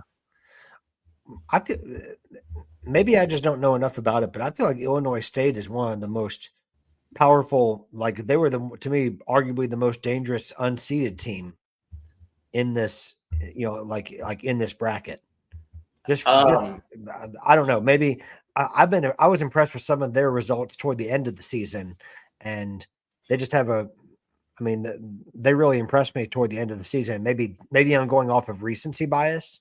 No, well, I mean, they lost to Youngstown State, but it was 40-35, and then they went on a run. They beat South Dakota at South Dakota. Right, and that's what I was thinking of. They won at Indiana State. They won at South Dakota State as well. And they beat Fighting Larry Birds. They beat Northern Iowa. I mean, so they had some, and they lost. I mean, they got beat pretty handily by Southern Illinois.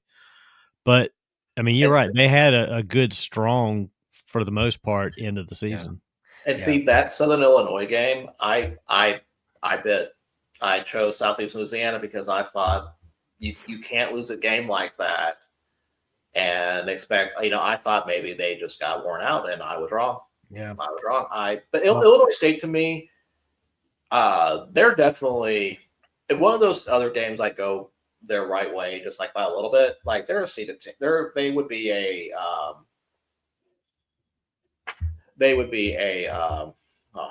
seeded team, in my opinion. Yeah. Do you think if they hadn't lost to the Salukis, do you think they would have been a seeded team? I think they would have been hosting. Yeah. Yeah. But for me, I guess it's when they beat the Fighting Larry Birds that I'm like, this team is for real. Because it's always tough to be a team called the Fighting Larry Birds. They're not called that, right? What? They're not called that. You're the only one that calls them that. I mean, I think it's a great name. Well, I'll give you that, but I mean, listen, I'm just going to shoot my shot, okay? So, I mean, it's a great fantasy team name.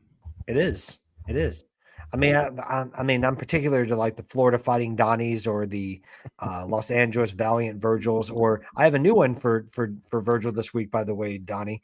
It's called the Indianapolis Industrious Virgils. Yep. Because do you want to explain why now, or do you want to wait till tomorrow? I love the way Virgil talked to all of his teams this week to make sure that I couldn't possibly win in fantasy football. Because not only was I beaten, I was roasted and then taken off of your expensive Traeger grill, put back on and grilled, taken off, and I admired your fancy expensive Traeger grill, grilled again. And then I think I was finished off after that. I think I was smoked after that. But yeah.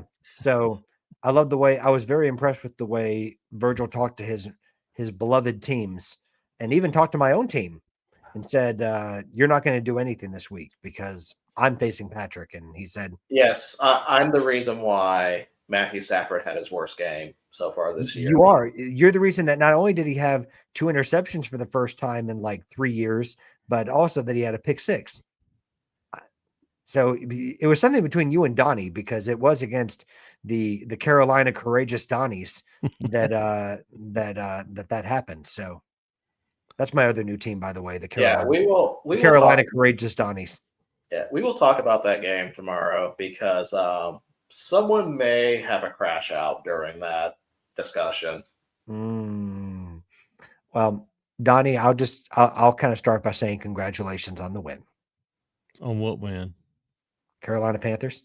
Oh, okay. Carolina Courageous Donnies. No, see, I know what just happened. So Donnie's laser focus now because I believe somebody scored a touchdown on his team. 22-yard rushing touchdown that just flipped. I was about less than 20% chance to win, and now I have about 75% chance to win. Aren't you facing Thrash? Yeah.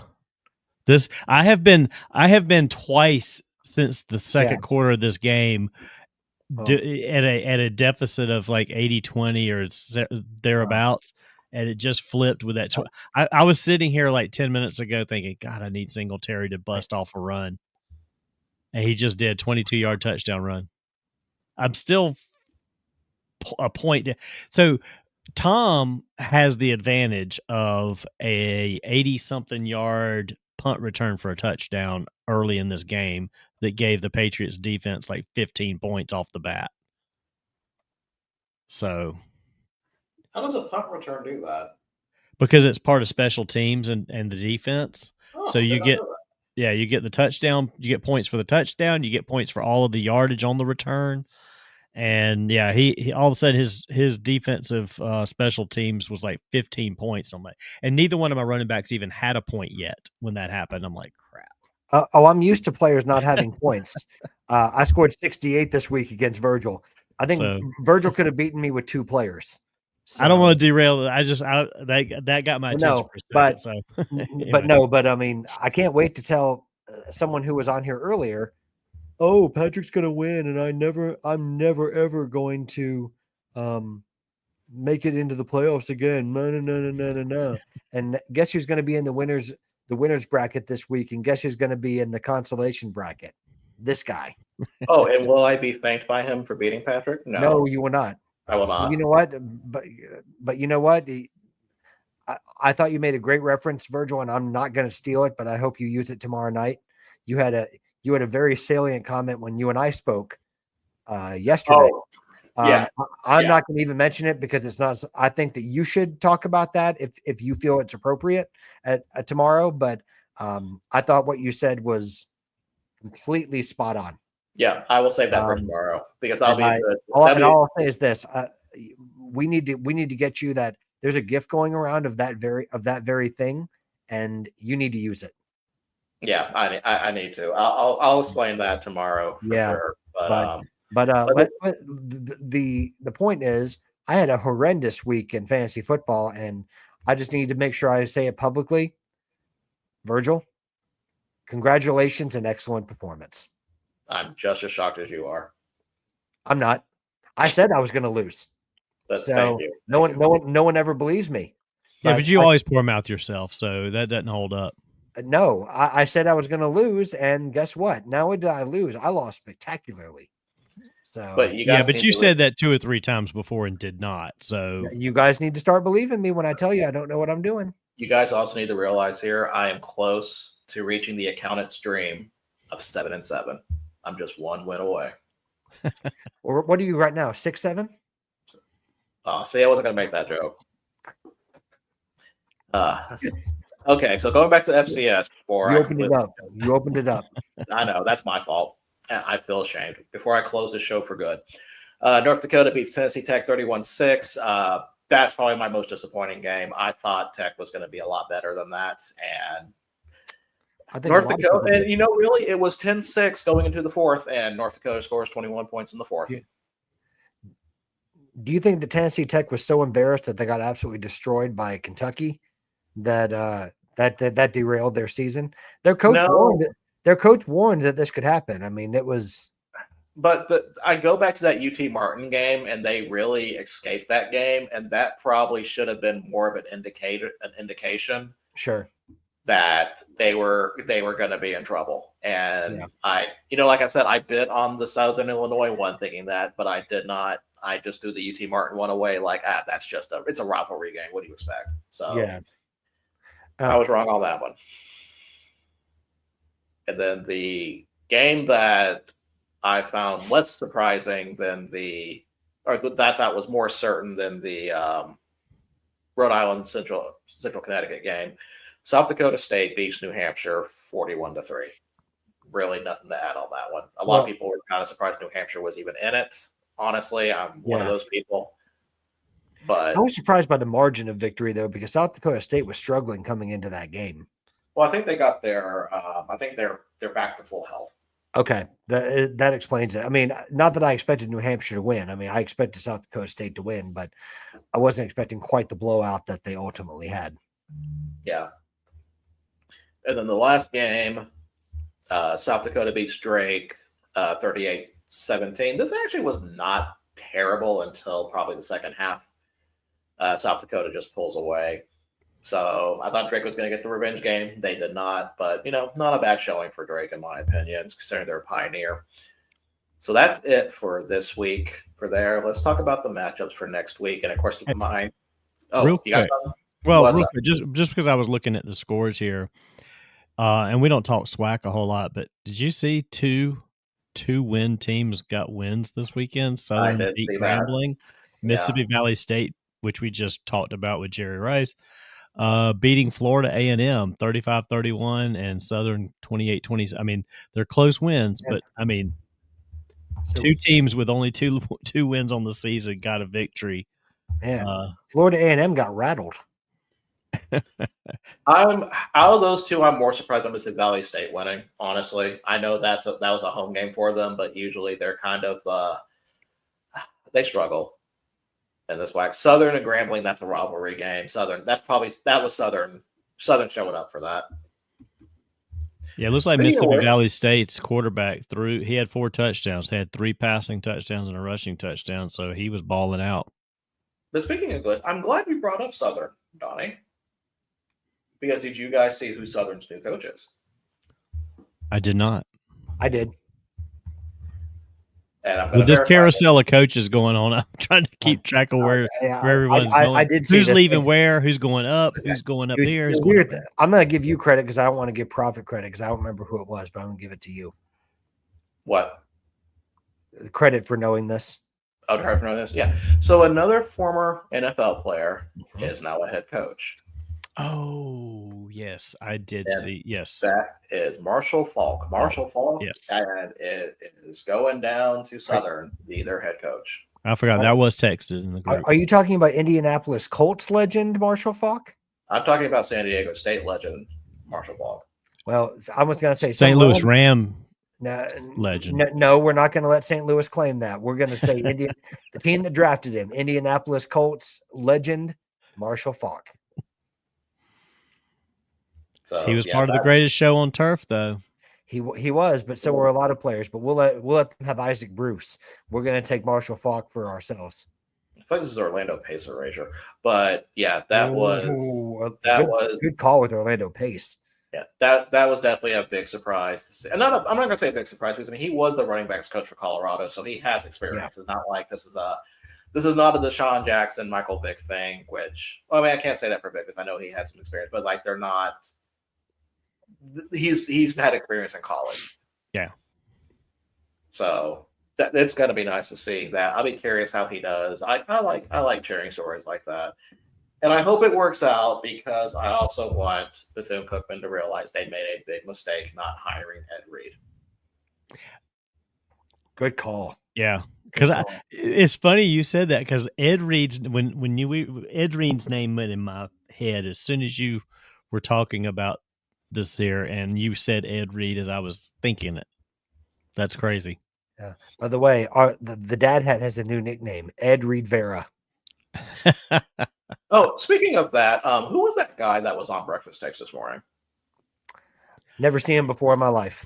Yeah, what was that? Never seen him before in my life. I didn't realize you got a new host. Yeah. Did y'all did he say the story on there as to why he did? Yeah, okay. I can't remember if he said it on the show or not. Did he do what? Why that happened. How he gapped himself up and had to shave it off. Yeah. I don't know what you're talking about because I've never seen that person before in my life. Okay. Let's keep going because we're approaching 10 o'clock here. 10 o'clock. It's 10:30 here, man. Yeah, I'm sorry. 10 o'clock Central Time for the person that's hosting this show. So. Oh, Polly's hopping back in on the Kiffin train. We'll get to Kiffin tomorrow night, Polly. We're gonna have a lot to talk about that. All I'll say is this: I feel like that is a very multi-layered story. It is. That wasn't even his dog. Like, what the hell? What, Juice? Yeah. Is Juice not even his dog? Apparently, Juice wasn't even his dog. Now, of course, that may be. I may have gone down a rabbit hole. That probably wasn't true, but that's what I read. Well, listen, dog mascots work. I mean, the one from Mocha Magic is a genius. And is the Juice loose? What are y'all talking about? I'll tell you after the show. We're going to talk about it more on Tuesday. Okay. Yeah. There's a whole section on just the absolute circus that's come out since then. Yeah. And we're not going to talk about all of it, but we're just going to probably graze through a few things on that. Yeah. But I do think it's a multi-layered story, and it's easy to say, it's easy to have perspectives depending on where you stand, but I feel like there's a lot more context to it that we don't know. Yeah, it's a multi-layered. Oh, sorry. Go ahead. No, go ahead. It's a multi-layered story, and all the layers are bad. Well, it's funny this morning listening to Dan Patrick. He said when he first heard Lane Kiffin say that he had prayed on it and he'd spoke to God. Dan said, my first thing that popped in my head is he called Nick Saban. He said, then I found out, he talked to Nick Saban and he talked to God. Okay. Well, and he also talked to Pete Carroll, by the way. Pete Carroll. Yeah, I was going to say because I mean he straight up told you what Pete Carroll said. Yeah, Carroll but it was just funny. Dan was like, when Dan heard him say something about talking to God, he's like, my brain went to Nick Saban, and then I found out, he talked to God and Nick Saban. Okay. Well, it was interesting because I'd be interested to know, like, I don't really want to know because it's not my business, but I've always been curious about what Saban's relationship is with LSU at this point. Not that they had a bitter divorce or anything like that. I mean, he left for an NFL job, but whenever you go back and you go to Alabama, obviously that's going to rub LSU fans the wrong way because of at least from our side, it's a rivalry. I don't know if the Lifetime series would tell you that, but at least from LSU's side, it's a rivalry. Well, I don't think Nick's showing up pre-game or at the game wearing LSU gear like Mac Brown was at Texas this past weekend, but maybe one day. maybe, but yeah, I mean, we'll get into it tomorrow night, but I think there's a larger issue at play than just Kiffin's decision. I think we've seen many examples this weekend of a larger issue that Nick Saban himself has brought up, rightfully so a couple of times. And then some other, was it Josh Pate, I think, that brought it up today too on Get Up. So, well, imagine what the conversation would have been like this week if Auburn had actually pulled off the upset, because this would have dragged out another week minimum. At least. But no, we'll talk about that tomorrow because I have some opinions on that too, especially with one Mr. Saban. So as for the matchups for FCS, FCS, what we were talking about before. We didn't get derailed, did we? No, of course not. We never get derailed here. So we've got Villanova go at Lehigh. We've got South Dakota at Mercer, which is making me a little nervous, not going to lie. Rematch from earlier this season, Illinois State at North Dakota State. Now, North Dakota State went down to normal and beat Illinois State. So things may not be looking good for the Cardinals, but, second time's the charm. We'll see if that happens. The game. I'm not going to be normal in Fargo. Definitely not. The next game, Abilene Christian, Stephen F. Austin. This is the game I am waiting to see. I am looking. I am. That might be the game of the weekend. I don't know about game of the weekend. I think there's going to be. Going to be another interesting one to mention soon. Yeah, I've got another one in mind. I'm going to be curious to see if it's the one that you're going to say. Okay. But definitely, that's what I'm circling.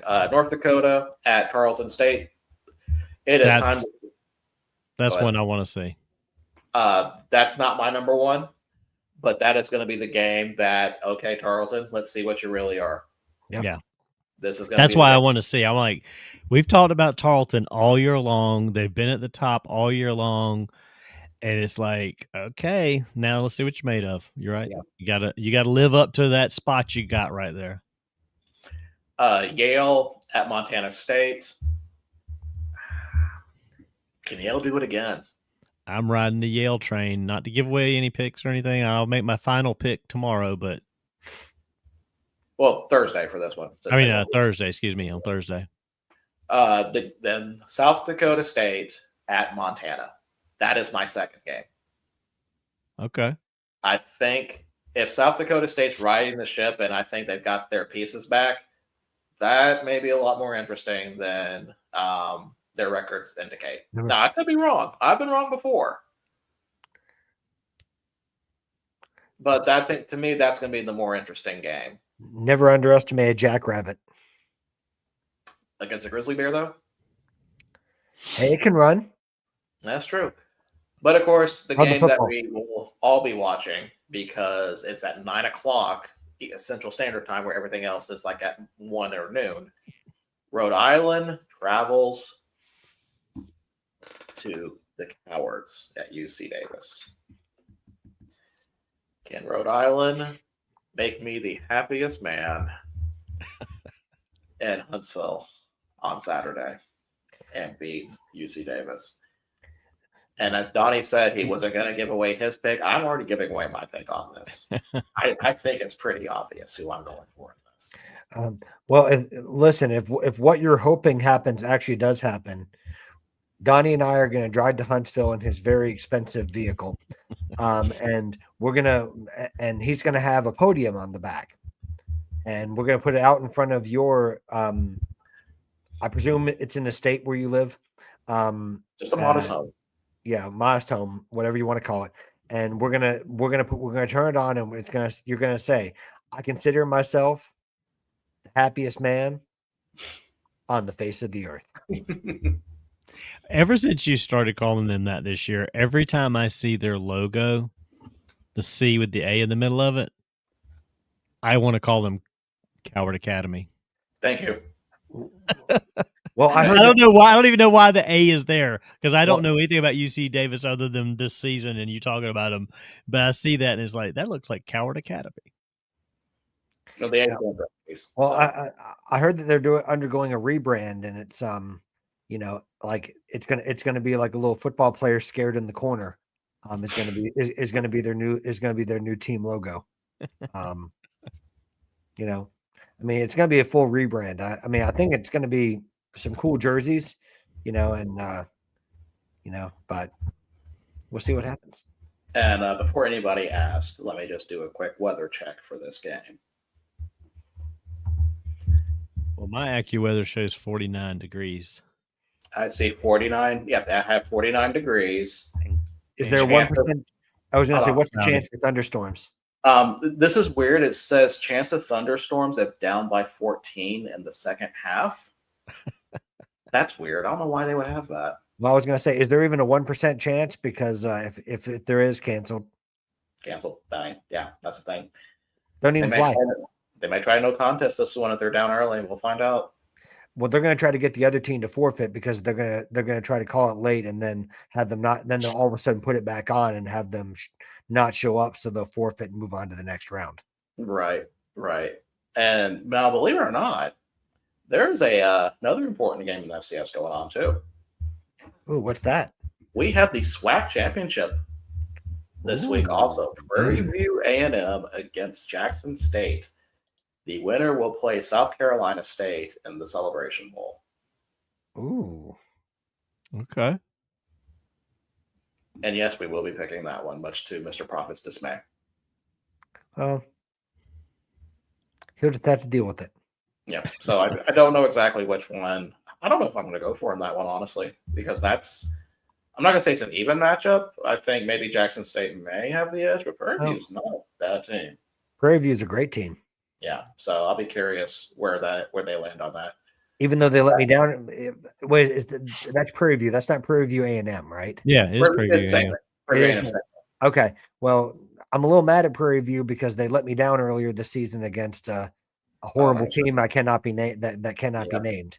I picked that too. Yeah, usually Prairie View and Prairie View A&M are the same thing. It's just I will switch that out. Well, no, I said I plead ignorance. So I just know that they let me down against in a game that I needed them to win earlier this season. I had a hard time forgiving them for allowing that other team to win. I can't even name that other team at this point because I'm so disgusted.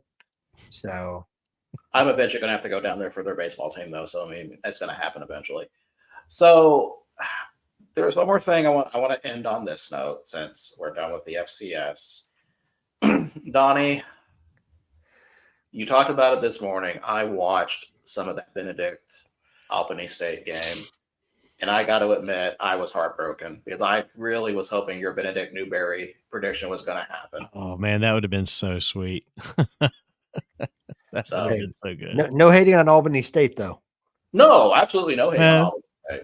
No, it was. I mean, Benedict went down there, went for 2 to tie. I mean, they did everything they could to try and win that game. They were going against a team that obviously was the better team overall anyway. So it was a good as Bill Murray said in Caddyshack, it was a Cinderella story. But well, the Albany State Golden Virgils are Did I get this team? well, because they're the Rams. Oh, that's right. They are the Rams. Yes. So they're the Albany State Golden Virgils. Well, so now Albany State gets to host Newberry. So another South Carolina team coming down there, and I think it's going to be a different story, my friend. I mean, if they play against Benedict, I wouldn't be surprised if Newberry wins that. Yeah. We won't be picking that one though, Yeah. because I don't know how we can find the line. Yeah. Really look for. By the way, Donnie, Clemson got a new name too. They're the Dabo Valley Donnies. Dabo Valley. I like that one. I like that one. Dabo Valley Donnies. Dabo Valley Donnie. Okay. There's no way to top that one afterwards. So we're gonna call it a night here. Went on for about 2 hours. Not bad, especially with a late start. So thank you for doing it. Between the two of us, we've been doing it for about 3.5, 4 hours, right? That's right. Oh, that's true. That is true. That is true. So thank you all for joining us this evening. Thank you for staying around with the late start that we had. If we have an issue like that next time, we'll try to find a way to notify quicker. We just didn't know at the time what to do on that. So, and Donnie's happy because Henderson got some yards. So good for you. TreVeyon Henderson. Yep, he just busted off a big run. So yeah, right now I'm up on Tom 102-96. 7 minutes to go in this. As long as the running backs keep running, and I've got both running backs. I got Singletary and Henderson on my roster. And I've got the Giants kicker. So as long as the Giants keep kicking some field goals or extra points, I'll keep clicking. He's got Diggs, which isn't doing anything, and hopefully he won't. I don't want to jinx anything. Stephon Diggs. Yeah. Oh, Diggs line will be like 3 yards or 3 catches, 35 yards, 1 touchdown. Wow, that sounds very That sounds very similar to one of your guys, Romeo Dobbs. Virgil. Dobbs was 4 catches, 20 yards, 1 touchdown.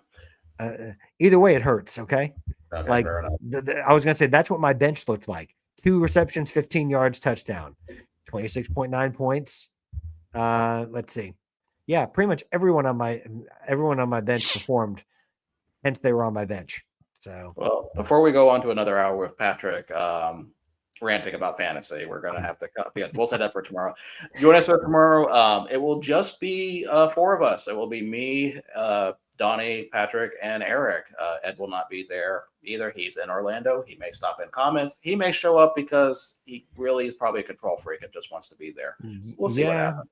Yeah, so make sure you show up, Polly, because I know Jolly's not going to show up if Ed's not there. Yeah, I mean, Ed will show up like an angry neighbor complaining about Tottenham on a show on the wrong show. On the wrong show. So thank you for joining us, and we will see you guys tomorrow.